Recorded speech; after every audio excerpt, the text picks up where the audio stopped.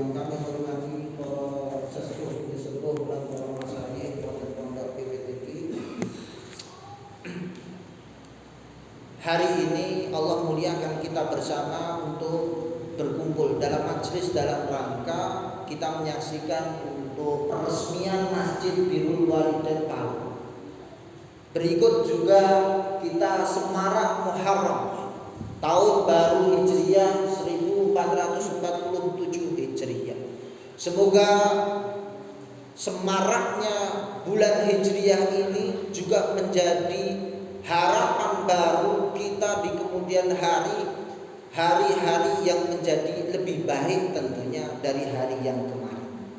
Rasulullah SAW mengingatkan bahwa man kana yaumuhu khairan min amsihi fahuwa rabihun. Siapa yang hari ini lebih baik daripada hari kemarin, maka orang itu termasuk orang yang rabihun, orang yang beruntung. Wa man kana yaumuhu mithla amsihi, siapa yang harinya sama seperti hari kemarin, fahuwa maghbunun, maka orang tersebut termasuk golongan orang yang merugi. Wa man kana yaumuhu syarran min amsihi, barang siapa yang hari ini harinya lebih buruk daripada hari yang kemarin, maka fahuwa mal'unun, maka orang itu termasuk orang yang terlaknat.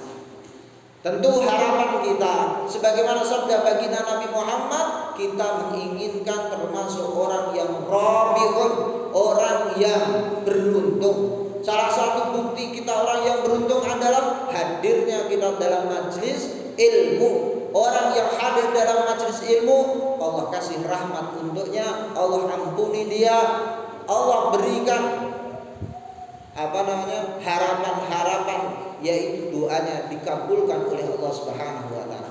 Saya mendengar tadi dalam majelis ini ada orang-orang yang sedang sakit. Semoga semua yang sedang sakit dari keluarga kita, saudara kita, tetangga kita, sesepuh kita maupun siapa saja yang sedang sakit, Allah sembuhkan diberkati dengan barokah bulan Al-Muharram. Allahumma. Bapak Ibu yang dimuliakan oleh Allah, ketika kita mengingat bulan Muharram, itu kita juga ingat namanya bulan Suro. Suro adalah dari kata Asyura. Orang-orang Jawa mengatakan Asyura, bulan Suro, karena memang keistimewaan di tanggal 10. Tanggal 10 Asyura, di mana para nabi dan rasul Allah tolong ia. Nabi Musa ditolong dari kejaran Fir'aun, Nabi Ibrahim ditolong dari api neraka, api yang panas sehingga Allah jadikan sebagai sejuk dan menyejukkan. Di mana para nabi yang lainnya ada yang dimakan hiu, Allah keluarkan, Allah yang dipenjara, Allah keluarkan, dan lain sebagainya.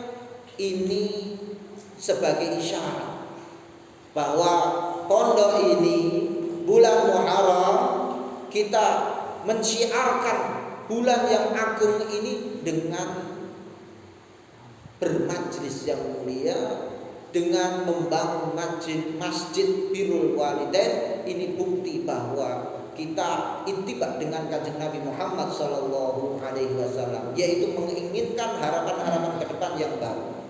Karena kalau kita mengingat hijrahnya baginda Nabi, kita juga harus mengingat bahwa beliau yang pertama kali kemudian bangun, yaitu membangun Masjid Quba. Kemudian baru sampai Yasrib membangun Masjid Nabawi. Masjid dan masjid. Masjid bukan hanya tempat sembarangan, tapi masjid itu adalah tempat di mana Baitullah, rumahnya Allah, rumahnya, tempatnya orang-orang yang bermunajat kepada Allah Subhanahu wa taala, yaitu sumber kesuksesan itu ada pada masjid. Kalau apa? Sebagaimana ayat yang ditulis, innama ya'muru masajidallahi man amana billah, kita percaya kepada Allah. Kalau sudah ada masjidnya, wajib kemudian kita memakmurkannya dengan apa? Menyemarakkan iman di dalam dada kita masing-masing. Iman ini tidak akan pernah ada dalam diri kita kecuali dengan apa? Fa'lam annahu la ilaha illallah. Maka ketahuilah la ilaha illallah. Iman kita terhadap Allah, la ma'budu bihaqqin illallah, la mawjuda illallah, la maqsuda illallah, itu perlu dengan i'lam, ketahuilah. Artinya ilmuilah, ya, ilmuilah, dasarilah hidup kita itu dengan ilmu. Maka hijrah ini artinya ada hijrah. Kalau saya singkat saja, hijrah itu ada H, kemudian ada I, ada jim, J, ada R, ada A, ada H. H itu artinya harapan baru.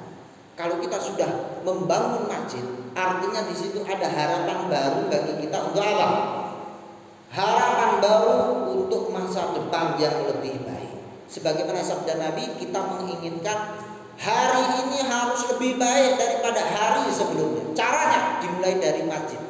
Dari masjid itu kita punya harapan baru. Harapan baru apa? Ilmu yang bermanfaat. Hijrah kita itu pindahnya. Kita itu bukan hanya sekedar pindah fisik, tetapi juga pindah bagaimana orang yang bodoh kemudian menjadi orang yang pintar. Orang yang malas menjadi orang yang sregep. Orang yang lalai menjadi orang yang ingat. Itu diawali dari masjid yang berkah. Kenapa itu simbolnya adalah masjid-masjid. Rasulullah bangun masjid Kuba. Rasulullah membangun Masjid Nabawi sebagai simbol adanya harapan baru di sana. Harapan apa? Agar orang masyarakat di sana dicerahkan akan ilmu yang bermanfaat. Ilmu yang bermanfaat itu ya harus berguru. Tidak bisa belajar lewat Google. Oh, sekarang kan belajar mudah lewat YouTube. Di sana kita bisa menemukan ustadz sesuai dengan kesukaan kita. Tidak seperti itu kita belajar. Di sana kita tinggal klik CGPT apa jenis? Oh, tinggal klik di Google CGPT ya. Tinggal CGPT, klik apa yang kita tanya semua keluar. Tidak seperti itu ilmu agama. Ilmu agama ini tidak bisa didapat dengan Google. Tidak bisa, karena ilmu agama itu syaratnya diridhoi oleh Allah tidak, itu ada 3 cirinya. Oh, ilmu saya itu bermanfaat atau tidak, itu ada 3, yaitu kita belajar itu ilmu yang melahirkan daripada amal. Banyak di mana orang yang berilmu SPD sampai sarjana MPD sampai doktor sampai profesor sekalipun ahlinya dalam ilmu hukum malah mencurangi hukum. Ada? Paling ahlinya hukum, kok malah hukum itu dirobak sesuai dengan nafsunya. Kenapa? Karena ilmu yang ia dapat justru akan melaknati dirinya. Harusnya ilmu yang didapat itu kita amalkan. Justru ketika kita mengamalkan sebuah ilmu, man amila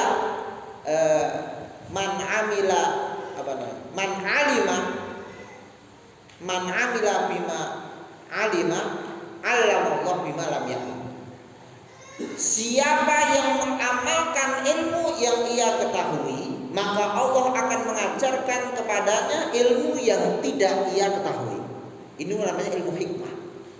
Kalau kita istiqomah dalam ilmu syariat, maka kemudian Allah akan memberikan ilmu hikmah dengan sendirinya tanpa ia ketahui. Walau orang-orang dulu itu jaduk, orang-orang dulu ya, itu kalau belajar, walaupun ilmunya sedikit, itu mandi, keramat, ya. Kita sering mendengar orang-orang dulu itu hanya sekedar Bismillahirrahmanirrahim, mereka kejar-kejar ketakutan, hanya Bismillahirrahmanirrahim. Kita ketahui bahwa Sunan Kalijogo ketika belajar dengan Sunan Bonang, maka dia hanya diajari Bismillahirrahmanirrahim. Tidak, Dia hanya cukup mengenal yang namanya ba, bukan hanya ba, hanya titiknya saja. Diawali dari titik, itulah semua ilmu akan ada pada diri kita. Karena segala sesuatu coretan, tulisan itu diawali dari titik. Itulah kita bermula daripada kita belajar, yaitu belajar dari seorang guru. Kalau belajar Al-Quran, mohon maaf, jangan sampai belajar dari YouTube, jangan belajar dari Google. Kalaupun itu benar, kalaupun kita bisa, kalaupun kita menjadi fasih karena berguru dari YouTube, maka dia tidak mendapatkan pahala dari apa yang ia baca. Ini Quran. Tapi Al-Quran itu kalau kita berguru dengan seorang guru, syekh, dengan cara talaki, bertemu dengan guru, ya, dan apa namanya, musyafahah, adulambi, tegese seorang guru melihat bagaimana murid mengucapkan a, bahata, dan seterusnya, dan murid bisa melihat cara bagaimana guru membaca. Quran itu harus musyafahah, talaki, ketemu dengan guru. Maka itu Qurannya bila mana benar dapat pahala, satu hurufnya menjadi 10. Kalau misalkan salah tapi dia tetap berguru, maka kesalahannya dimaafkan. Grodal gradul dapat grodal dan dapat gradul. Walaupun dia berguru tetap dapat pahala. Kalau salah dimaafkan selama dia mau berguru. Kalau gurunya jutub, man lam yakun syekh fa syaikhuhu syaitan. Siapa yang tidak punya guru langsung, syekh yang bersanad sampai kepada baginda Nabi Muhammad sallallahu alaihi wasallam, maka gurunya syaitan, termasuk gurunya jutub syaitan. Loh, kenapa demikian? Iya, karena jutub tidak bisa membetulkan salah atau benarnya kita. Jadi betul. Iya. Tapi kalau talaki, guru bisa langsung ketika murid membaca salah, kita langsung. Kalau kita berguru terus sama YouTube, rumang sana bener terus, tidak ada salahnya. Dan itu mengakibatkan apa? Orang yang berilmu yang mengakibatkan kesombongan. Siapa yang mencontohkan? Iblis laknatullah. Tahu gitu. Iblis itu kurang apa? Ilmunya kurang apa? Tapi menyebabkan sombong karena berguru pada guru yang salah. Dia bergurunya kepada hawa nafsunya, mengikuti hawa nafsunya. Maka penting, PPTQ ini adalah bentuk upaya usaha harapan baru untuk panjenengan, khususnya yang tadi anak-anak yang maju ke depan, monggo ditindaklanjuti belajar talaki kepada Ustadz Ahmad Syafiul Anam. Beliau bersanad Qur'annya sampai Rasulullah Shallallahu Alaihi Wasallam. Sulit kita menemukan orang-orang yang seperti itu. Bahkan putranya Syafa'ul Himam, masya Allah, masih kecil sudah hafal Al-Quran, punya sanad, langsung sanad beliau sampai kepada Mbah Ulin Nuha Arwani, kepada Mbah Ulil Albab Arwani, kepada Mbah Arwani Al-Qudsi, kepada Mbah Munawir Krabya, sampai kepada Rasulullah Sallallahu Alaihi Wasallam. Itu istimewa. Syukur-syukur bapak-bapak juga boleh ngaji lagi, karena mohon maaf, ada sebuah kesesatan yang diumumkan belajar itu wajib belajar 12 tahun. Itu jelas-jelas sesat. Wajib belajar 12 tahun. Orang yang belajar itu minal mahdi ilal lahdi, dari buayan hingga liang lahat. Masyarul muslimin rahimakumullah. Hijrah kemudian ilmu bermanfaat. Ilmu bermanfaat kalau melahirkan amal. Ilmu yang bermanfaat itu akan melahirkan yang kedua, akhlak, adab, sopan santun sama guru, sopan santun sama orang tua, birrul walidain. Ini salah satu bentuk mengamalkan ilmu. Bukti ilmu yang benar itu birrul walidain, sama orang tua itu sangat sopan, baik, memuliakan. Bahkan dalam kitab Syekh Az-Zarnuji rahimahullah ta'ala, kitab Ta'limul Muta'alim, itu Mas Sofan itu sudah khatam, mondoknya juga di Arwani, mondok lagi di Al Muayyad. Di sana diajarkan namanya kitab Ta'limul Muta'alim. Di sini insya Allah juga akan diajarkan. Insya Allah. Itu ilmu tentang adab, Bapak Ibu. Anak-anak yang dididik di sini mereka diajarkan adab. Bukan hanya Quran saja, diajarkan adab, diajarkan akhlak. Dan itu salah satu bukti ilmu itu bermanfaat. Kalau ilmunya melahirkan daripada akhlak. Dididik. Dalam kitab itu Syekh Yarmuji menukil daripada gurunya, wa qala min syekhina Sadiduddin Asy-Syairazi. Wa qala man arada, siapa yang menginginkan ayyakuna ibnu alim, anaknya jadi orang yang alim. Siapa yang anaknya pengen jadi orang yang alim? Ada yang ingin? Pengen semuanya. Karena itu anjuran bagi Nabi, kun jadilah kamu itu orang yang alim. Jadilah orang yang alim. Jadi apapun itu kita harus alim. Dokter yang alim dalam agama. Petani pun ya harus alim. Petani yo alim, agamanya yo pinter. Pedagang yang alim. Sehingga kalau orang alim itu terselamatkan. Orang berdagang gak alim dalam ilmu agama, sehingga dia akan riba, jatuh kepada riba, jatuh kepada penipuan, gharar dan sebagainya. Ya, petani yang alim itu juga dia akan jujur. Ya, nebaske ora sembarangan ya. Belum ada buahnya kok wis dijual beli, belum jelas. Itu alim harus alim. Man arada yakuna, siapa yang menginginkan anaknya menjadi orang yang alim, kata beliau Sadiduddin Asy-Syairazi sebagaimana dinukil oleh Syekh Zarnuji dalam kitab Ta'lim, fayambaghi ayyura'iya minal fuqaha, hendaklah ia ayyura'iya minal fuqaha'i wa yukrimahum wa yu'azzimahum wa yu'tihi syai'an. Ia harus menghormati, memuliakan, mengagungkan daripada guru. Guru yang apa? Fuqaha. Kenapa fuqaha? Faqihun, orang yang ahli dalam agama. Kenapa harus memuliakan dia? Kata Nabi, mayyuridillahu bihi khairan yufaqihu fiddin. Siapa yang diinginkan, dikehendaki oleh Allah kebaikan pada diri seseorang, salah satu cirinya adalah Allah faqihkan, ia jadikan faham dalam agama. Jadi orang yang faham agama, mereka adalah orang yang mendapatkan kebaikan dari Allah Subhanahu wa taala. Wes. Jadi orang belajar itu wes ciri orang yang dapat kebaikan. Kebaikan dari Allah. Kemudian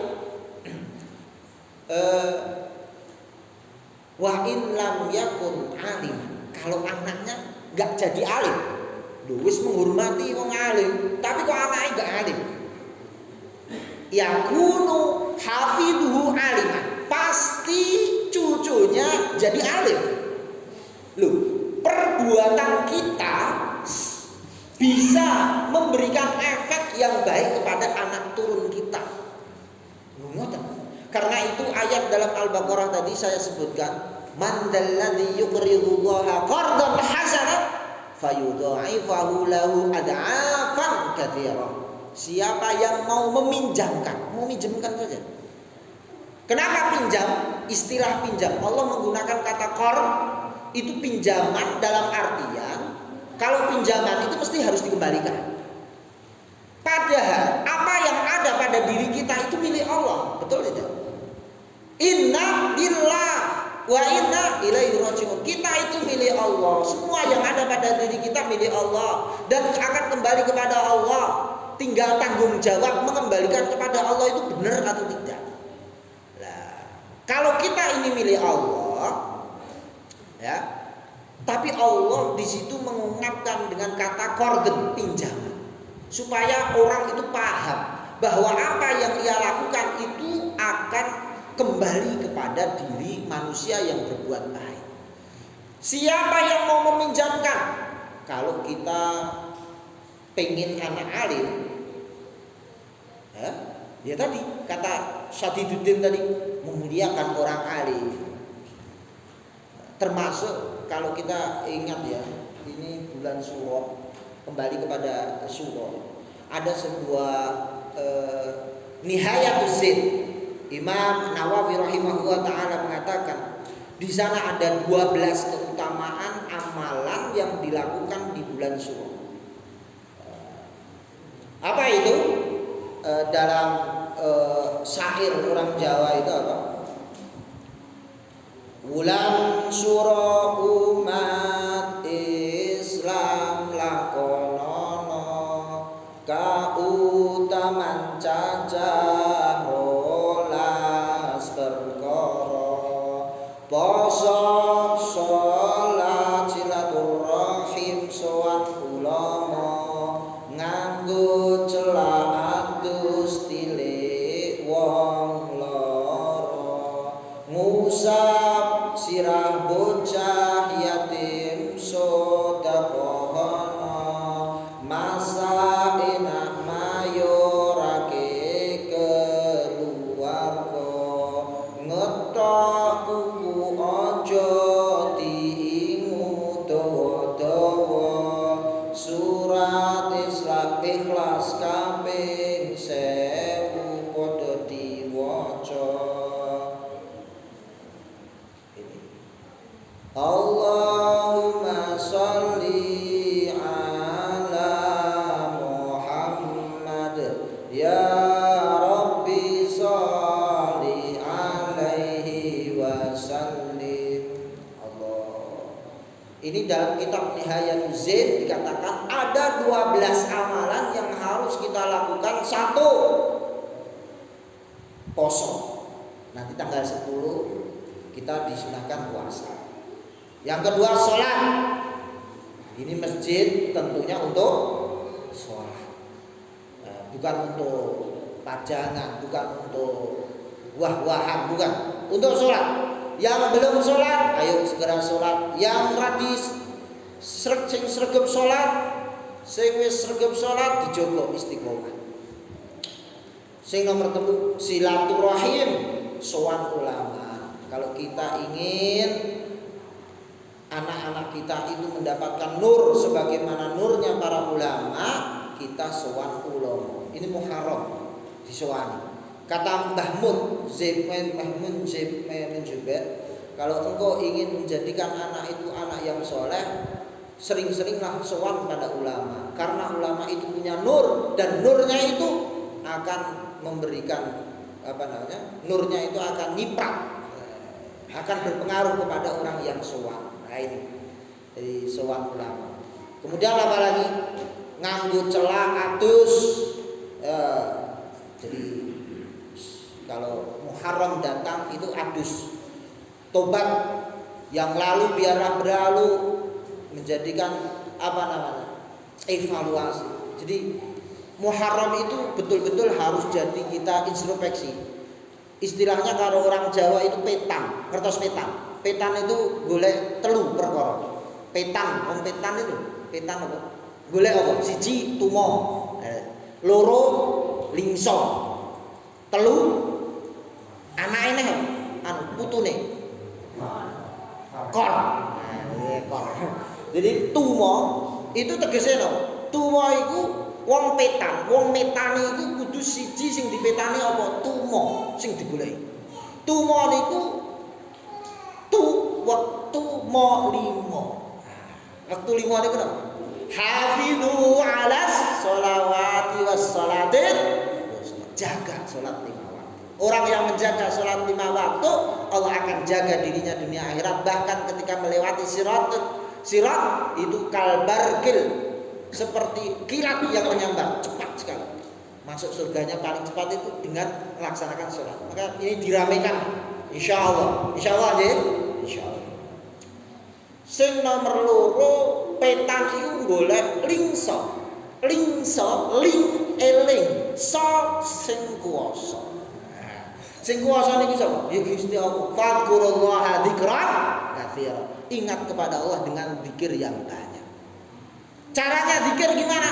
orang berzikir ya kudu berguru. Kula niku nggih berguru. Ketika kita mengingat hijrah, itu pertama kali kemudian zikir yang ditalkin Rasulullah pertama kali kepada siapa? Kepada Imam Ali bin Abi Thalib. Ketika itu dikuatkan hatinya supaya tidak takut. Kenapa? Karena Ali bin Abi Thalib ini jadi korban pembunuhan orang-orang Quraisy. Ya, mewakili daripada baginda Nabi, dia ditempatkan di tempat di mana Rasulullah tidur di sana. Orang akan menyangka itu ada Rasulullah, ditutup, tapi ternyata Ali. Supaya kuat seperti itu bagaimana? Rasulullah mentalkin daripada Ali bin Abi Thalib dengan zikir apa? La ilaha illallah, la ilaha illallah, dengan cara gini.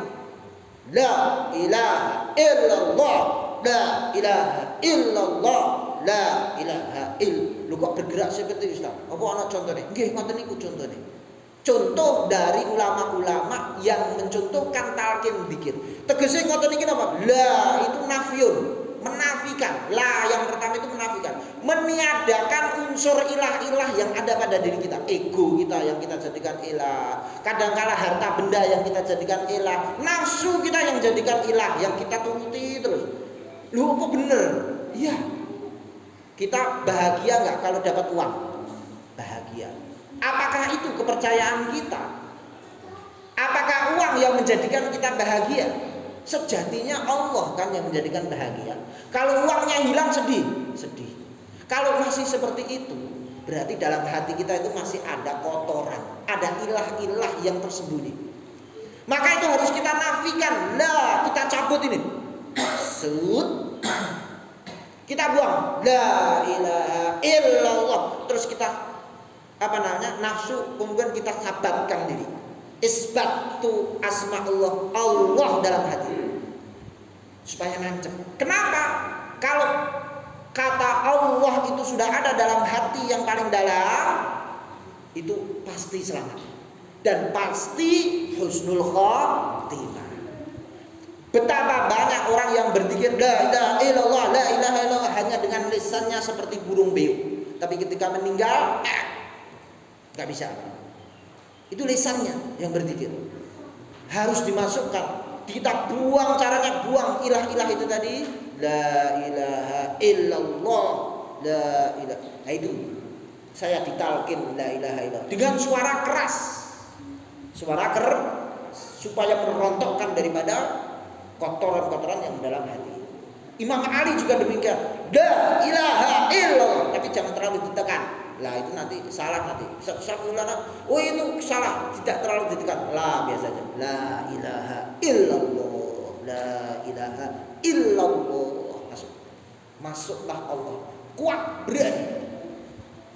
Itu kemudian sampai riwayat itu talqin zikir itu sampai kepada Abdul Qadir Al-Jilani. Maka thariqahnya dinamakan thariqah Qadiriyah dalam ilmu zikir. Ono sanate, yo. Kemudian masuklah ke gua bersama Abu Bakar. Di sana penuh ketakutan, tidak boleh berisik. Kalau berisik sedikit ketahuan musuh. Maka rasa takut itu la takhaf wa la tahzan, innallaha ma'ana. Allah ma'ana. Abu Bakar ditalkin oleh Rasulullah zikir, tapi zikirnya nggak boleh diucapkan. Hanya di hati saja. Sini atas bawah, sini gitu kan, sini sampai sini. Allah fadkurullah dzikran, berzikirlah kepada Allah zikir yang banyak. Itu Allah dengan hati tapi tidak dengan lisan. Kalau Imam Ali dengan lisannya dan hati yang semangat. Kalau Abu Bakar cukup dengan hati karena tingkatannya lebih tinggi tentunya. Sir Allah. Setiap nafas yang berhembus itu Allah. Itu zikir sangatnya sampai kita, yaitu sampai Syekh An-Naqsabandi. Ngoten niku, wonten sangat zikir. Lanjut. Kor sing dipetani niku kor. Lingso itu iling karo Gusti Allah. Sing nomor 3 kor. Kor niku napa? Koreksi diri sendiri. muhasab. Hasibu anfusakum qabla an tuhasibu yaumil qiyamah. Periksa diri kita sendiri sebelum kita diperiksa nanti di akhirat. Jamaah rahimakumullah. Ilmu yang bermanfaat akan melahirkan akhlak yang mulia. Yang ketiga, ilmu yang bermanfaat akan melahirkan rasa khasyatullah. Lah kalau sudah mencapai khasyatullah, itulah betul-betul jadi ulama.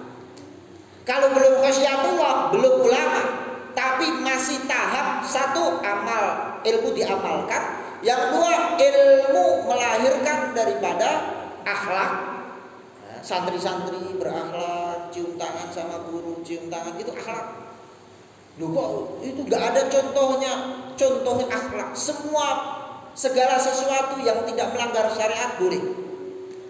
Al-adah muhakkamah. Kebiasaan di masyarakat itu boleh kita laksanakan selama tidak melanggar syariat.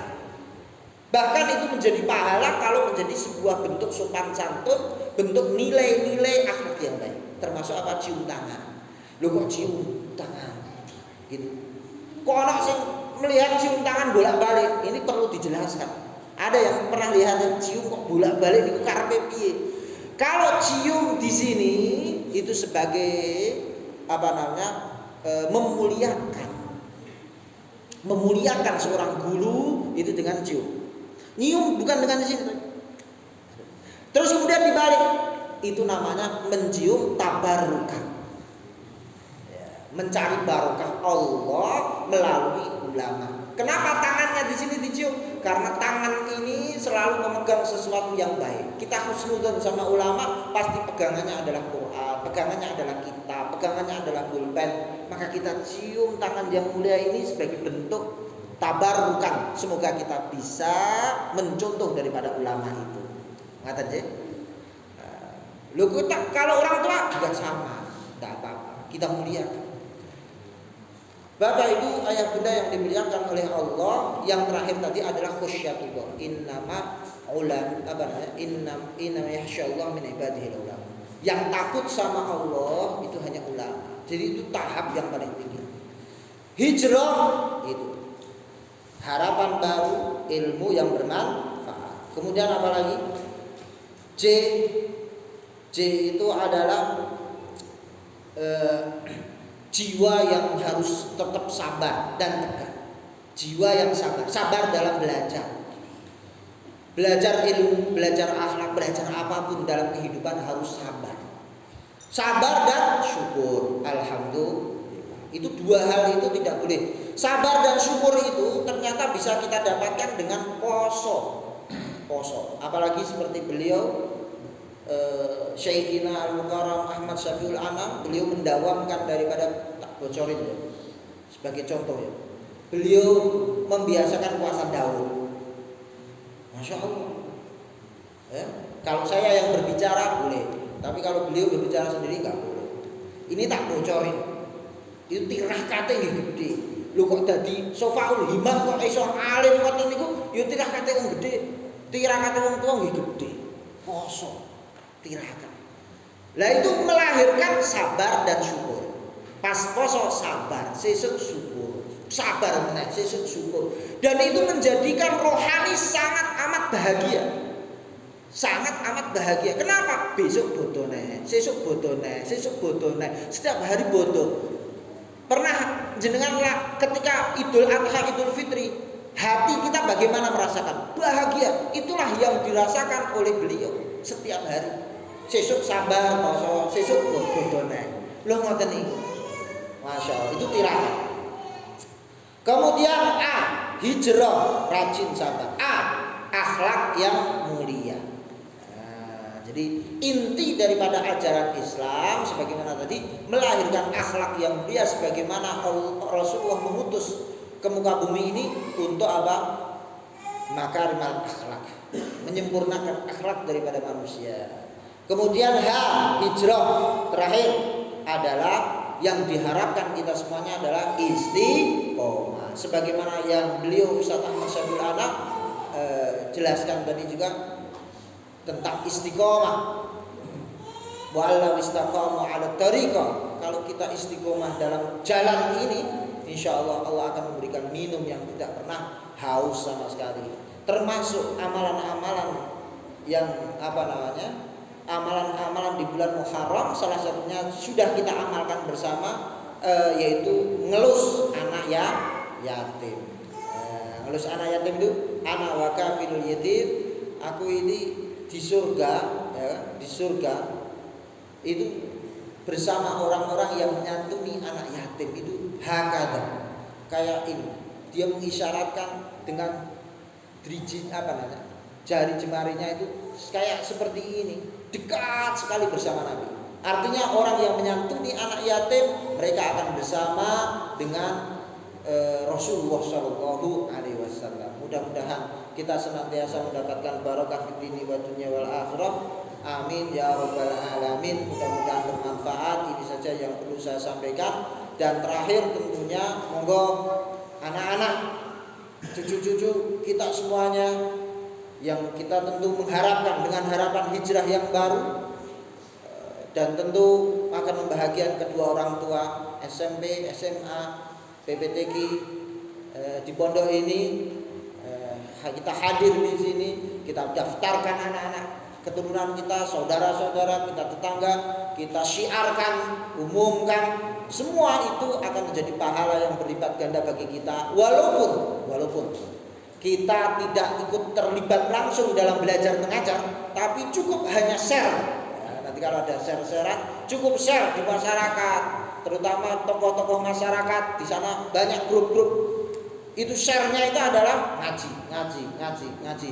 Maka share saja itu. Kalau ada kebaikan orang yang kemudian ikut, selama dia ikut disebabkan karena share-sharean panjenengan, itu semua kebaikan yang ia amalkan, bacaan setiap yang ia baca akan mengalir menjadi amal jariyah panjenengan sedaya. Mudah-mudahan semua diterima oleh Allah menjadi amal yang saleh. Taqabbalallahu minna wa minkum taqabbal ya karim. Kullu amin wa antum bi khairin walhamdulillahi rabbil alamin. Cekap semanten atur kawula, lepat luput nyuwun pangapunten. Assalamualaikum warahmatullahi wabarakatuh.